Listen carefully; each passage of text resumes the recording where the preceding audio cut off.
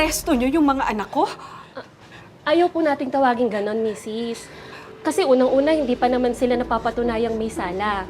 Pero nagdesisyon po kasi ang korte na habang dinidinig po yung kaso nila, habang naglilitis, manatili po muna sila sa isang detention center.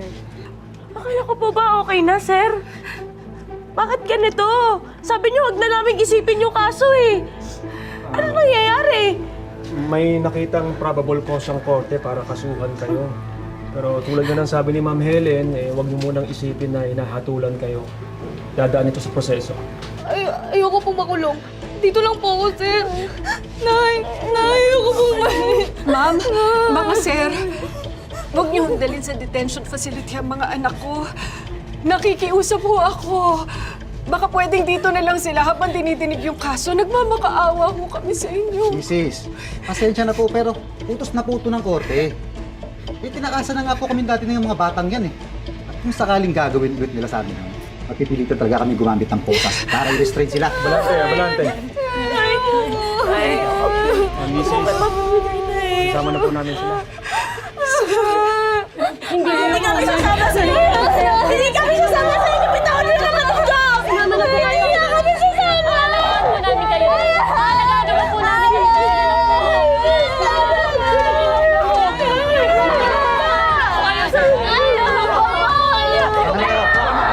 Tama na kayo!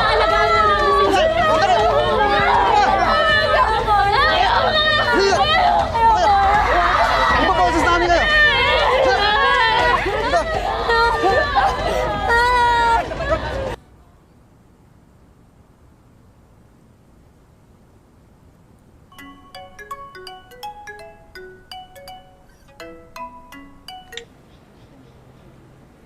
Abalante. Okay na ho, ma'am. Dadali na ho yung magkakapatid na Serrano sa Youth Detention Center pagkatapos silang mabuk sa presinto. Mabuti naman kung gano'n. Pero hindi pa ako tapos sa kanila. Ibabalik ko ang kawalang hiyaan na ginawa nila sa anak ko. Habang buhay na pagdurusang sisingilin ko sa kanila. Ipapatikim ko sa kanila ang galit ng isang ina na nawala ng anak.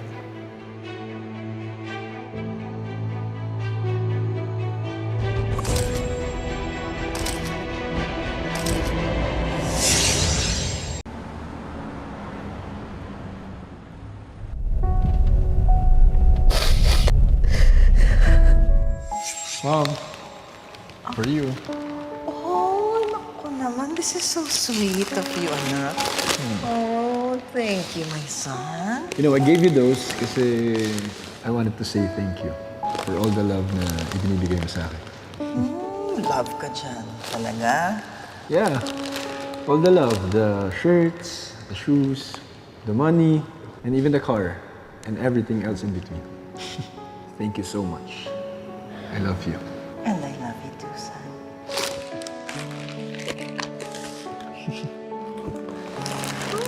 Ay, Mom.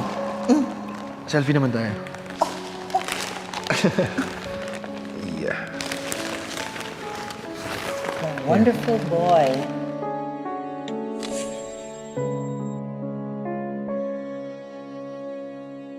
Totoong nirape ng anak niyo ang kapatid namin! Masama siya!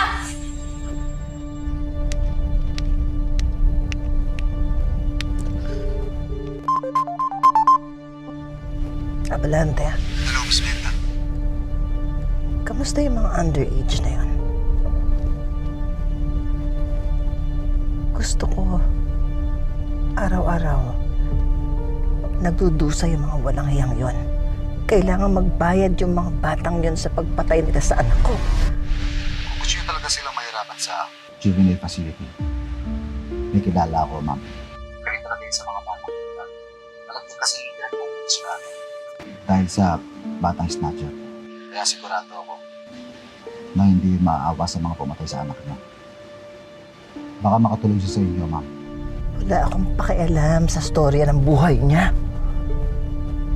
Ang gusto ko lang, araw-araw, pahirapan niya yung mga walang hiyang underage na yon.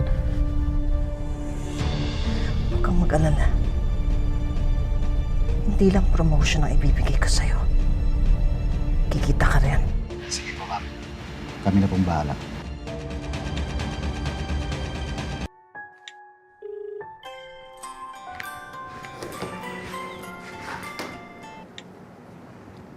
Sir Bong, anong sa atin? Naghahanap ka ng racket, di ba? May kilala ka sa bahay kay babaihan, di ba? Oh, bakit? Naalala mo yung mga babae na ako doon? Gusto ng nanay ng pinatay nila na mahirapan sila. Nakagtusa talaga sila. Walang problema sa pera. Mayaman na kliyente natin. Si Mrs. Perda. Perda ka dyan. Aba, oo. Kilala ko yun. Nakatrabaho ko na yung tatay niya noon. Hindi naman pala eh. Ano? Ayaw mo? Karit ka ba sa bahay kababaihan? Si Elsa. Malaki utang na loob nun sa akin. Ako nagbigay sa kanya ng trabaho dun sa bahay kababaihan. Agos, kausapin mo na agad siya. Ibibigay ko na rin sa'yo ang contact ni Ma'am Gatchalian para rekta ka na sa kanya. Sige, Sir Bong.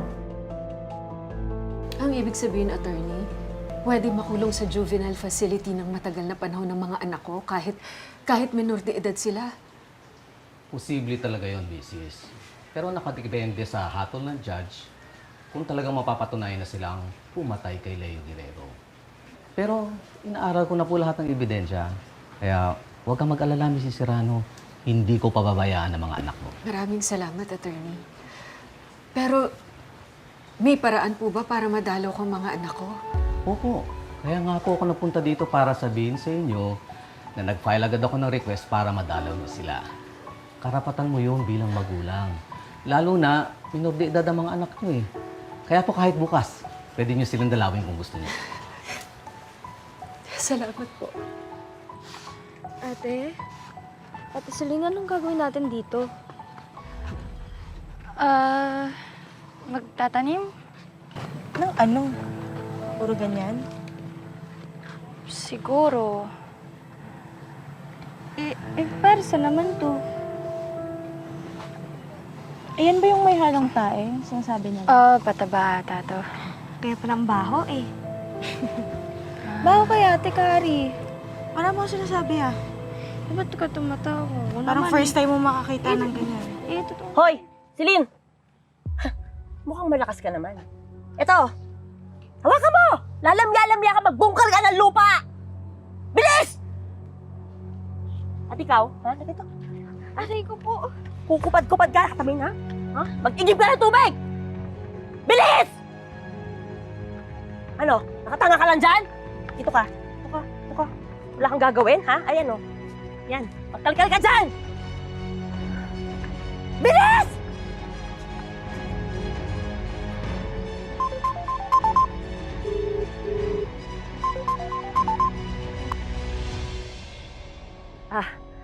Hello, Miss Darla. Hello, Elsa. Kamusta ka ba dyan? Okay naman. Ito, nagtatrabaho na sila. Medyo nahihirapan. Pero hindi sila makakareklamo sa akin. Oo nga pala, yung tip ko. Oo, sige. Basta gagalingan mo para may bonus din tayo. Wow! Thank you, Miss Darla. Sige. O, sige. Ano? Magtrabaho kayo! Kumilos kayo! Ha? Ikaw, anong ginagawa mo, ha? Magandang araw po. Kayo po ba si Mrs. Serrano? Magandang araw po. Bibisitahin ko sana yung mga anak ko. Yes po, i-check ko po muna sila kasi may activity po sila ngayon. Salamat po. Excuse me. Ano po bang problema ninyo, ha? Kanina nyo ba kami pinag-iinitan eh? Tama na, Kari. Sumusobra na kayo? Unfair nyo! Gawain nyo yan dito! Magtrabaho kayo!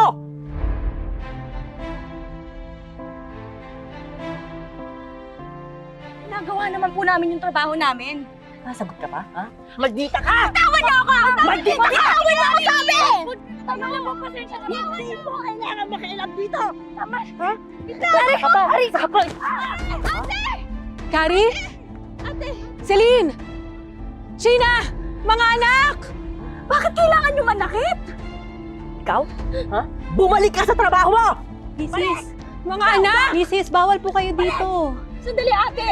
Yung mga anak ko nandun, no? Pinapahirapan sila eh! Ma'am, wala pong pinapahirapan dito. Halina po kayo, bawal Hindi, po kayo. pinapahirapan sila nung babae! Hindi po, may session po sila ngayon sa psychologist. Tara na po. Hindi ako Halika, ma'am. sasama sa inyo hanggang hindi ko nakakausap yung mga anak ko! Tatawag na po ako ng security, ma'am. Hindi ako aalis dito! Celine! Security! Kuya John! Kuya John, patulong naman Mga anak! Pakilabas na si ma'am. Ma'am, halika na, tara na po. Bitiwan niyo ako! Kailangan ko makausap yung anak ko eh! Celine! Ano ba? Bitiwan mo sabi ako eh!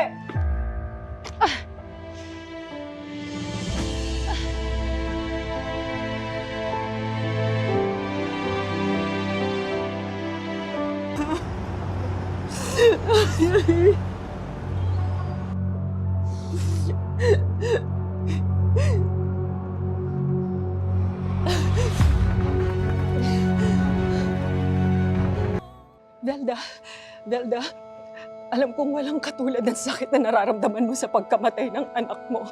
Ako man gagawin ko yun para mabigyan ng hustisya ang mga anak ko. Don't you dare take advantage of my misery and guilt trip me. Kung inaakala mo na mapapakiusapan mo ko para iatras ang kaso, you must be crazy! Pweh! Wala talagang kasalanan ng mga anak ko. Wala silang kasalanan. Biktima lang sila ng pagkakataon, Velda. Kapal ng mukha. Velda, walang kasalanan ng mga anak ko. Ang kapal ng mukha mo! Para sabihin sa akin na ang biktima yung mga anak ko. Hindi sila Dahil ang anak ko ang biktima. I have waited for so long for this. It almost made me feel like this took years. Dahil sa sobrang sakit na nararamdaman ko. Velda, hindi pinatay. Oo, sobrang sakit na nararamdaman ko. Parang pinupunit ang puso ko Velda, hindi ang mga anak ko araw-araw. pumatay. Parang awa mo na, wag mo na ituloy yung kaso. Maawa ka naman. Oh, hindi pwede. Maawa ka. Ah, you felt! Wala akong pakialam sa mga hinaing mo! Ang mga anak ko, matutupad pa nila ang mga pangarap nila.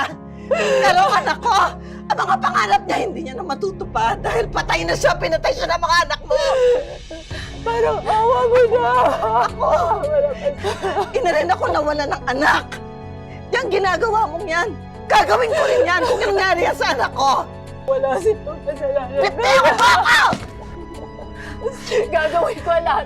Gagawin ko ang lahat. Huwag mo na sila ipakulong. Gagawin ko ang lahat, Velda. Maawa ka sa awa. Sabihin mo sa abogado mo, galingan niya.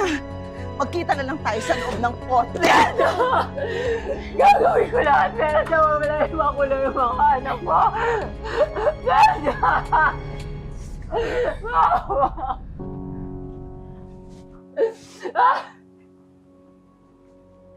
Wala ka nang magagawa. Malaking isda yung pinatay ng mga anak mo. Ay naku, kung nakinig lang sa akin si Kuya Delfino, sana hindi na siya nakapag-asawa ng katulad mo na walang ginawa kundi magdala ng problema at ng kamalasan. Pwede ba? Tara! Tumayo ka nga dyan! Kakayahin inaasan mo. Ano ba? Ano ba? May alam ka. Lena.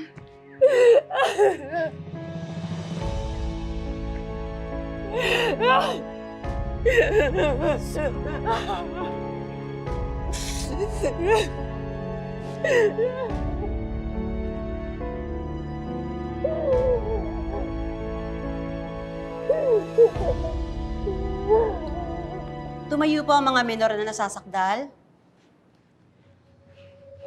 Reflect all three CICL as AAA, BDB, and CCC to conceal their identity and to protect their privacy. Yes, Your Honor. Alam niyo ba kung bakit kayo naririto? Opo. These are in the three CICLs assisted by Attorney Pei.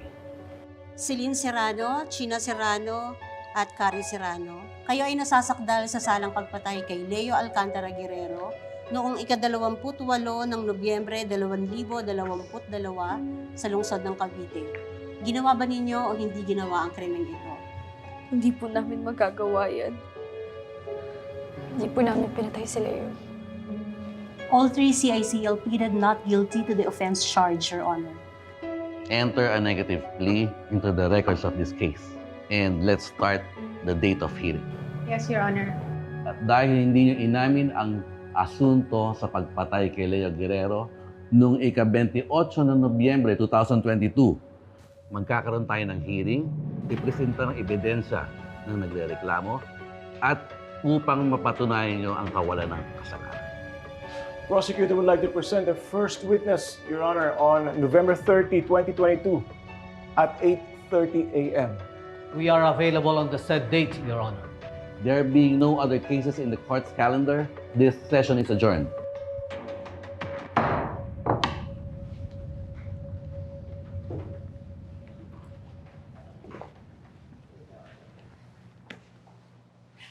Hindi mo ba talaga iuurong ang kaso?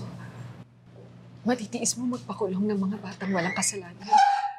Hindi ako titigil. Hanggang hindi mo inuurong ang kaso. Hindi ako papayag na makulong ang mga anak ko. Pwede ba tumigil ka na? Dahil pag hindi ka tumigil, ako na mismo ang sasampa ng demanda sa'yo. Sabi mo yung attorney mo. Sabi mo sa kanya, galingan niya. Dahil kung iniisip mo na urong ako sa kaso, never. Kala mo, patatawarin ko kayo sa ginawa ninyo sa anak ko. Gagawin ko ang lahat para magbayad ang mga anak mo. Para magbayad ka.